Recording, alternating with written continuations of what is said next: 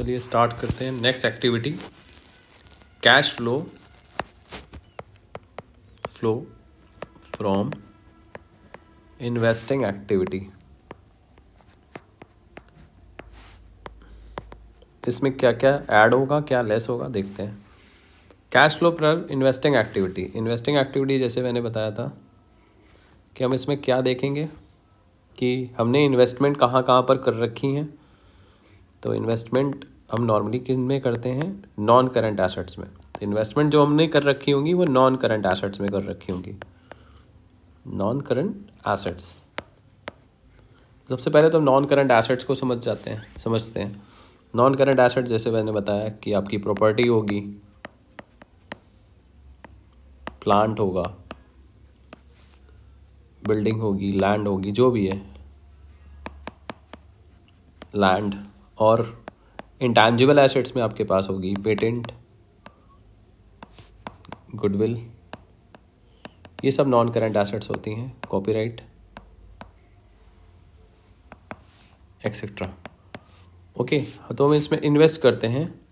तो जब इन्वेस्ट करते हैं, खरीदते हैं, तो जब हम सिंपल सी बात है, दो पार्ट्स में इसको डिवाइड कर देते हैं। तो प्लस आइटम और माइनस आइटम्स में क्या क्या लिखेंगे इसमें। अगर हम परचेज करते हैं तो सिंपल सी बात है, मनी का आउटफ्लो होगा तो उसको क्या करेंगे, माइनस। और इन्हीं एसेट्स को अगर हम सेल करेंगे तो इनफ्लो होगा, तो इसको क्या करेंगे, प्लस। तो देख लेंगे, कंपैरिजन कर लेंगे कि एसेट्स अगर बढ़ रही हैं, तो इसका मतलब है आपने परचेज किया है। और एसेट्स आके आपकी घट रही हैं, इसका मतलब है आपने उनको बेचा है। बस ध्यान रखिएगा वो इंटैंजिबल एसेट्स नहीं होनी चाहिए। पेटेंट, गुडविल और इंटैंजिबल एसेट्स तभी आएंगी जब वो इंक्रीज होंगी। घट रही होंगी तो वो रिटर्न ऑफ होती हैं, अगर इंक्रीज ओनली। तो ध्यान रखिएगा, जो इंटैंजिबल एसेट्स है उसका बढ़ने का एक ही रीज़न होता है, वो आपने बाई करी होगी तभी, ठीक है। डिक्रीज में नहीं आएगी। डिक्रीज हो रही है इसका मतलब वो रिटर्न ऑफ हो रही है। वो तो हमने ऑपरेटिंग एक्टिविटीज़ में देखा है कि वो घटेगी तो वो रिटर्न ऑफ हो रही है, वो पीएल में ऐड ऑन हो जाएगी जाके। ओके, उसके बाद जब हम इन्वेस्ट करते हैं कहीं पर, कोई भी चीज़ इन्वेस्ट करते हैं, परचेज करते हैं, तो उसके बदले हमें कहीं पर इन्वेस्ट करते हैं तो हमें क्या मिलता है, प्लस में। कहीं पर इन्वेस्ट करते हैं तो हमें इंटरेस्ट मिलता है। तो जो इंटरेस्ट रिसीव हो रहा है कहीं पर इन्वेस्ट करके, या कहीं से हमने शेयर्स पे डिविडेंड मिलता है, क्योंकि इन्वेस्टमेंट भी हमारी एसेट्स है, ठीक। प्रॉपर्टी, बिल्डिंग, लैंड के अलावा हमारे पास इन्वेस्टमेंट भी एक एसेट्स होती है। कहीं पर प्रॉपर्टी मैंने खरीदी, उससे जो रेंट मिल रहा है वो भी हमारी इन्वेस्टमेंट एक्टिविटी का पार्ट है। जो हम इन्वेस्ट करते हैं यानी परचेज करते हैं, उसके बदले में जो पैसा मिलता है वो प्लस होता है। मिल रहा है इसलिए प्लस है, जा रहा है तो इसलिए माइनस। तो सिंपल सी बात है, एसेट बढ़ रही है यानी मैंने बाई करी है तो माइनस होगा, बेची है तो प्लस होगा। तो देख लेंगे, इस तरीके से इन्वेस्टिंग एक्टिविटी कंप्लीट होती है। उसके बाद नेक्स्ट एक्टिविटी है फाइनेंसिंग एक्टिविटी। फाइनेंसिंग एक्टिविटी से हमने कितना कैश फ्लो किया, तो cash flow from financing activity, इसको समझते हैं। फाइनेंसिंग का मतलब होता है funds required by company. Okay, समझते हैं फाइनेंसिंग में क्या होता है। इसमें सिर्फ आपको क्या देखना है, बोरिंग्स देखनी है और इक्विटी। तो इसमें आपको सिर्फ ऑनर्स फंड्स और डेप्ट फंड, आपने कहाँ से पैसा लिया। डेप्ट फंड मतलब, डेप्ट फंड में आ जाता है आपका डिवेंचर्स आ जाते हैं, बैंक से लिया हुआ लोन आ जाता है। ये सब फाइनेंसिंग है, आप इनके थ्रू पैसा ले रहे हैं। पब्लिक डिपॉजिट्स, ऑनर्स फंड्स में दो होते हैं, इक्विटी एंड प्रेफरेंस। ठीक है, तो सिंपल सी बात है, इक्विटी या प्रेफरेंस या डिवेंचर्स अगर ये बढ़ते हुए नज़र आ रहे हैं, अगर ये आपको बढ़ते हुए नज़र आ रहे हैं तो ये प्लस होंगे। इसका मतलब आपने इशू किया है, डिवेंचर बढ़ता हुआ आ रहा है, इसका मतलब आपने इशू किया, बैंक से लोन लिया, इसलिए बैंक लोन बढ़ रहा है। तो बढ़ने का मतलब है कि आपने फाइनेंस रेज किया है, यानी आपके पास इनफ्लो हुआ होगा पैसे का। इसी का जस्ट अपोजिट्स माइनस। माइनस क्यों हुआ होगा? अगर ये लोग घट रहे हैं इसका मतलब आपने पेमेंट किया है, रिडेम्पशन किया है।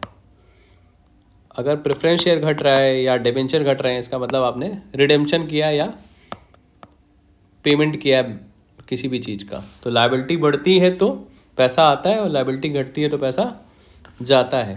ठीक है, तो फंड्स, डेब्ट फंड में आपको समझना है, तो पब्लिक डिपॉजिट्स भी आता है, शॉर्ट टर्म बोरिंग्स भी आती हैं, इसमें कुछ बोरिंग्स भी हैं,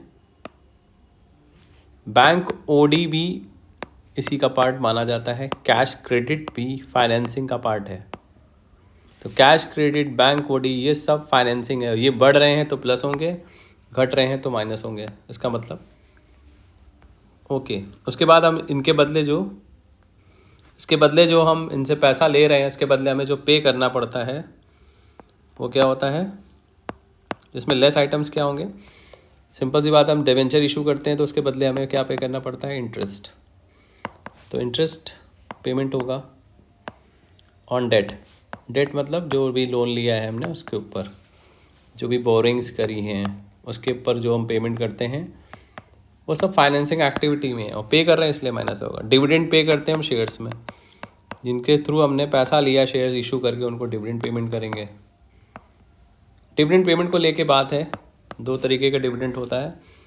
प्रपोज डिविडेंड, नॉर्मली अगर क्वेश्चन नहीं दे रखा है किस ईयर का पे किया जाएगा तो प्रीवियस ईयर का प्रपोज डिविडेंड इस ईयर पे किया जाएगा, और इंटरिम डिविडेंड करंट ईयर का पे किया जाता है। अगर 2 ईयर दे रखे हैं आपको, करंट ईयर का ही पे किया जाता है। ओके, उसके बाद शेयर इशू करते समय हम बहुत सारे खर्चे करते हैं, जैसे अंडर राइटर्स का कमीशन, ये भी माइनस होगा। अंडर राइटर्स कमीशंस, ब्रोकरेज, ये सब भी इन सब में दे रहे हैं तो ये माइनस होगा। ओके, ये सब करने के बाद आ जाता है तुम्हारा cash flow from financing activity. ठीक है, तो इसमें सिंपल सा फंडा है, अगर कोई लायबिलिटी बढ़ रही है तो प्लस कर दीजिए, घट रही है तो माइनस कर दीजिए, और जो भी पेमेंट्स करेंगे इसके बदले आपने जो फाइनेंस लिया, पैसा लिया, उसको माइनस कर देंगे। इस तरीके से आपकी एक्टिविटी आ गई तीनों। अब तीनों एक्टिविटीज़ को जोड़ देंगे तो इसमें नेट कैश इंक्रीज या डिक्रीज आएगा। ठीक है, नेट कैश इंक्रीज या डिक्रीज, तो तीनों एक्टिविटी को जोड़ दिया जाता है, ऑपरेटिंग, इन्वेस्टिंग एंड फाइनेंसिंग। तीनों एक्टिविटी को जोड़ के हमें जो भी रिजल्ट आता है वो नेट कैश इंक्रीज या डिक्रीज हो सकता है, कोई चीज़ प्लस हो, कोई चीज़ माइनस हो। ठीक है, जो भी आएगा उसको हम यहाँ पर शो ऑफ कर देंगे और ऐड कर देंगे इसमें opening cash and cash equivalent, जो क्वेश्चंस में आपको दे रखा होगा, इक्विवेलेंट। ओके, इसमें जैसे ही प्लस करेंगे closing cash and cash equivalents आ जाएगा।